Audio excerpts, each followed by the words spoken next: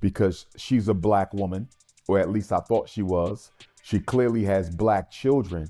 So are you saying you don't mind your children growing up in a society where they cannot be taught black history? And Nicki makes a lot of cash. Not as much as Michael Dell, not quite. Nicki Minaj has many, many issues that would lead one to believe that those issues are possibly the reason that she's cozying up to MAGA right now. Nicki don't need to worry about Don. She need to be with damn Don Lennon. Nicki Minaj needs to be worried about Chris Hansen. She needs to be worried about. In 2020, rapper Nicki Minaj sat down and told the world she would never jump on the Trump bandwagon. She called out other celebrities for doing it. She talked about how the family separation policies at the border hit close to home because she was once an immigrant child fleeing poverty. Fast forward to now, and Nicki is standing next to Donald Trump, calling herself his #1 fan and declaring him the greatest president this country has ever seen. At the Trump Account Summit, Nicki even received Trump's gold card visa worth $5 million, cementing her status as a MAGA insider. The switch has left a lot of people confused, angry, and asking one big question: what happened to Nicki Minaj?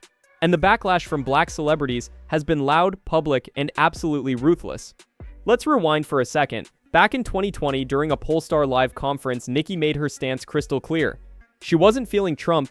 She acknowledged that a lot of people had obvious reasons to dislike him, but for her, it was personal. She talked about the children being ripped away from their parents at the border and said it really bothered her because she knew what it felt like to be a young immigrant coming to America with nothing. She even threw shade at other artists who were cozying up to Trump, basically saying that could never be her.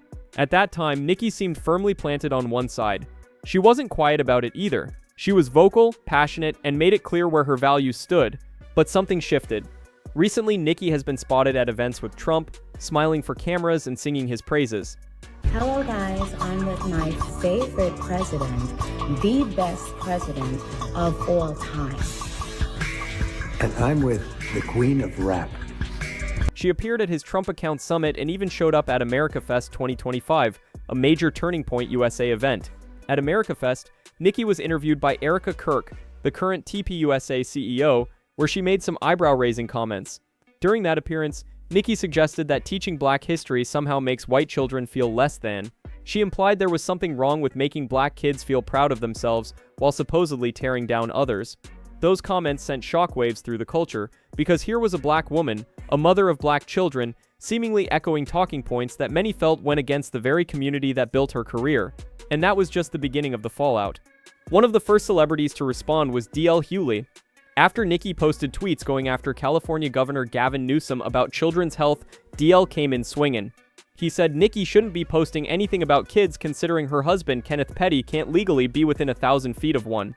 He made a reference to Chris Hansen and the infamous To Catch a Predator series, and the message was clear. DL was pointing directly at the fact that Nicki's brother and Kenneth Petty have both faced serious charges involving minors. It was a brutal clapback that immediately went viral. DL didn't stop there either. He kept the energy going as more drama unfolded, making it clear he wasn't letting Nicki slide on any of this. So funny how many on the right hate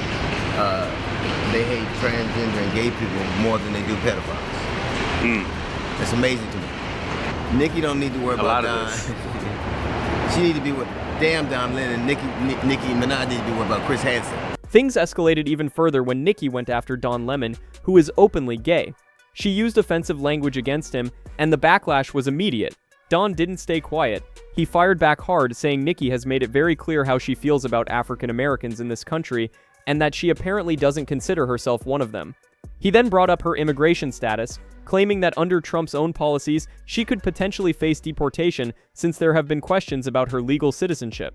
Don asked why anyone in the LGBTQ community would continue supporting someone who openly uses slurs against them. I think Nicki Minaj has made it very clear how she feels about African Americans in this country, for I don't think she's one of them, obviously. And she should, under Trump's rules, she should be deported, because I don't think, reportedly, that she is a legal citizen here. She is undocumented.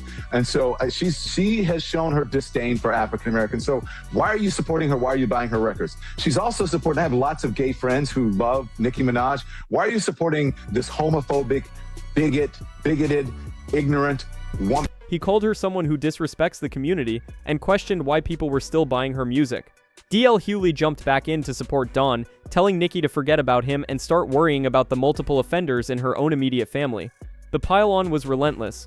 The LGBTQ backlash intensified when actor Billy Porter went viral with his response to Nicki's comments. Porter didn't hold back, making it clear he's done with Nicki.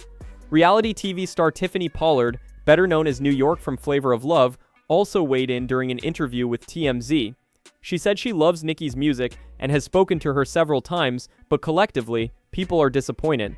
Tiffany didn't call for Nicki to be canceled, but she did say Nicki needs to spend time around more progressive people. She jokingly suggested Nicki should go sit on Bruce Springsteen's lap and let him speak some words of wisdom into her heart. The underlying message was that someone got Nicki off track and she needs guidance to find her way back. Tiffany also touched on how Nicki's LGBTQ fanbase feels betrayed, pointing out that these are the fans who rode for her the hardest throughout her career. The sentiment was that Nicki built her empire on their support, and now she's turning her back on them. The Grammy Awards roast by host Trevor Noah added another layer to the cultural rejection. Noah's jokes about Nicki's political transformation hit different because they came at music's biggest night, showing that even the industry establishment was taking notice of her controversial pivot. Reports have also surfaced suggesting that Beyoncé and Jay-Z have completely cut ties with Nicki. According to these unverified claims, the Carters are done. First it was Kanye West going down the MAGA path, and now it's Nicki. The reports say Beyoncé is sad that Nicki's legacy has come to this, watching her spiral into controversy and alienate her fanbase.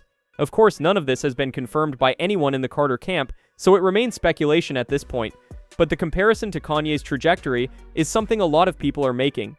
They see the same pattern playing out and wonder if Nicki's career will follow a similar path of isolation from the culture that once embraced her. Dr. Umar Johnson offered a different perspective. Instead of just dragging Nicki, he broke down what he believes is really happening behind the scenes. His theory is that MAGA needed a new token black conservative woman after Candace Owens started going rogue. According to Umar, Candace fell out of favor with the mainstream conservative movement after she began speaking out against certain powerful interests. So the question became, who could replace her? Who could bring that same energy and reach? Dr. Umar believes Nicki was selected for that role.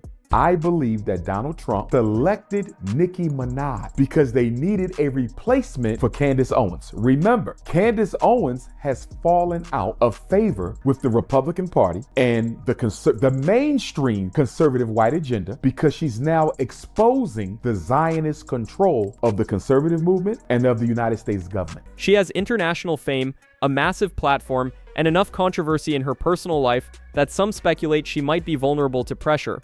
Umar also pushed back hard on Nicki's comments about Black history education. He asked how a Black mother could support policies that would prevent her own children from learning their history. He called out the hypocrisy of worrying about white children's self-esteem when Black children in America have had their sense of self-worth systematically undermined for over 400 years. And so I guess she was alluding to this false narrative that the conservatives are putting out there, that teaching Black children Black history and teaching white children the true history of America is somehow going to make white children feel bad about themselves. That bothered me because she's a Black woman, or at least I thought she was. She clearly has Black children. So are you saying you don't mind your children growing up in a society where they cannot be taught Black history or the true history of America because some people feel it offends the self-esteem of white children? His commentary was one of the more thoughtful breakdowns, even if his theory about Nicki being recruited remains just that, a theory. Lizzo had a simpler take. She thinks Nicki is a sellout who realized that joining Trump's side is more profitable now that her career isn't at its peak. Lizzo said people should expect to see more Black celebrities hop on the MAGA movement bandwagon once they start losing relevancy. According to her, it's already started and it's going to continue. The implication is that this isn't about politics or beliefs at all. It's about money, access, and staying relevant when the music isn't hitting like it used to. Lizzo's comments added another layer to the conversation because she framed it as a transactional decision rather than an ideological one. Fans online have been even more savage. One user on X wrote that Nicki isn't just a sellout, she's bait. They described her actions as a transactional performance designed to draw in a certain type of person who will throw their own community under the bus for a seat at the table. In exchange, Nicki gets a return on her investment. Other fans went full roast mode, dragging everything from her appearance to her family scandals. Someone pointed out that Nicki showed up to AmericaFest with what they called a stiff wig with visible glue, joking that the gays have abandoned her because she's never had a bad install before. The jokes were brutal, but they reflected a deeper frustration. People who once loved Nicki feel like they're watching someone they supported transform into a stranger. So what's really going on with Nicki Minaj? Is this about money and protection? Is she being used as a political prop by Erica Kirk and the new Turning Point USA leadership? Does she genuinely believe everything she's saying, or is she just reading from a script someone handed her? Some people think she's being leveraged because of Kenneth Petty's legal troubles. Others think she's just chasing a bag now that her music career has cooled off. And some believe this is who Nicki always was, she just hit it better before.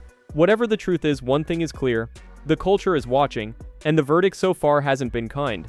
Nicki went from being the queen of rap to being questioned by the very community that crowned her, and whether she can ever repair that relationship remains to be seen.